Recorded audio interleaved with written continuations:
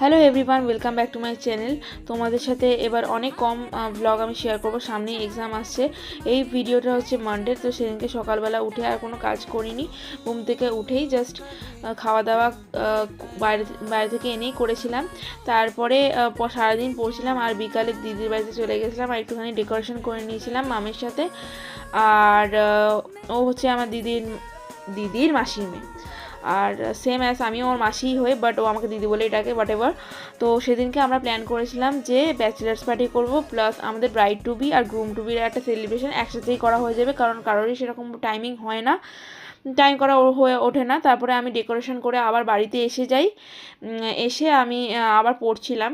আবার তারপরে রাত 10টার পর আমি গেলাম ওদের বাড়িতে, গিয়ে আমাদের সেলিব্রেশন মানে সমস্ত প্রস্তুতি আর কি চলছিল। ওদেরকে কোনো রকম কোনো জিনিস আমরা আগে থেকে দেখাইনি, ঘরেই ঢুকতে দেওয়া হয়নি। তারপরে ওদেরকে অ্যাট লাস্ট ঘরে ঢুকতে দিলাম। আর আমরা খুব সিম্পলভাবে ডেকোরেশনটা করেছি, খুব একটা হিউজ ডেকোরেশন বা খুব একটা এক্সপেন্সেস আমরা কিছু করিনি, একদম সিম্পল রেখেছি। তারপরে স্যাশেগুলো ওদেরকে পরানো হলো, ব্রাইড টু বি আর গ্রুম টু বির।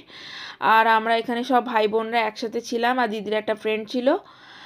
আর জ্যাম আর দিদিকে তো একসাথে তারপরে বসানো হলো আর কেক কাটিংয়ের জন্য। তারপরে ওরাও খুব মানে সারপ্রাইজ হয়ে গেছিলো, অতটা মানে ভাবতে পারিনি যে এত মানে সারপ্রাইজ ওয়েট করছে। তো যাই হোক, তারপরে আমার দিদি তো একটুখানি জলি টাইপেরই, আর ও সবসময় এক্সাইটেড থাকে আর খুব খুশি হয়ে গেছিলো দুজনেই সারপ্রাইজটার পর।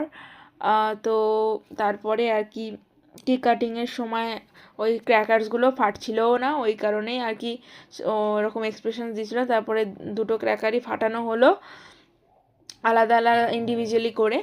তারপরে যাই হোক, কেক কাটিংটা জ্যাম আর দিদি মিলে করলো। তারপরে আমরা খাওয়া দাওয়ার একটু প্ল্যানিংস করছিলাম, সব অনলাইনে অর্ডার দেওয়া হয়েছিল। তো তারপরে আমরা কেক কাটিংয়ে হওয়া কেক টেক খেয়ে আমরা নাচানাচি করছিলাম একটুখানি সবাই মিলে, গান টান অনেক ভালো করে এনজয় করেছিলাম। আর রাত্রিবেলা ওর বাড়িতেই স্টে করেছিলাম। আর রাত্রিরে অনেক কিছু মেনু ছিল, আগে থেকে আমি বলে দিচ্ছি। যেমন হচ্ছে আমাদের ড্রাই চিলি চিকেন, তারপর প্রন পকোড়া, এইসব অনেক কিছু ছিল, চাউমিনটা ছিল। ওই সব খেয়ে আমরা রাত্রিবেলা ভালো করে কাটিয়েছিলাম, গান টান সবাই একসাথে গেয়েছিলাম, নাচ বাজ করেছি, ছবি তুলেছি। যাই হোক, দিনটা খুবই ভালো কেটেছে আর দিদিও খুব খুশি ছিল, জ্যামও খুশি ছিল। ব্যাস, দ্যাটস ইট। অনেক ব্লগ তোমাদের সাথে শেয়ার করা বাকি আছে, সেগুলো অবশ্যই করব। আর 1 মাস মতন ব্লগ আমি ছাড়বো না, কারণ আমার এক্সাম আছে। টাটা।